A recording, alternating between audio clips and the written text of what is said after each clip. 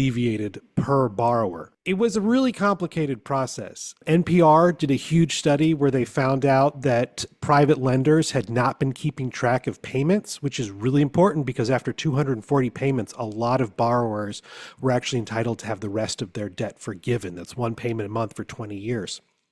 Basically, there were a whole bunch of mistakes happening in the system, like borrowers not being told their debt had been forgiven, or private lenders not keeping track of the payments when it was passed from company to company as that debt got bought and sold. But it was also mistakes that were being made in forgiving public debt for teachers who started those programs with the understanding that their debt would be forgiven after they worked in the public sector for a certain amount of years.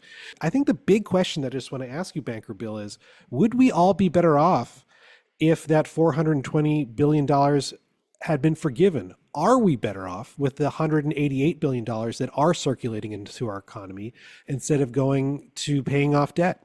To your question about are we better off, the fact that the government has to forgive, Jubilee, eat, whatever word you want to use, these loans, it's an admission of a bad return on investment. And ultimately, the graduate or the person who was not able to graduate owns the loan and can't pay it off because they're not making enough money oftentimes to do so.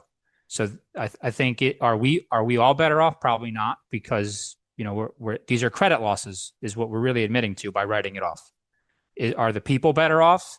Yes, they owe the money, but I think you would be surprised to find how destitute many of these people who owe the money is. A lot of what's owed out there, the remaining 1.7, $1.8 trillion that's out there, the average across that is like $25,000, $20,000 in debt.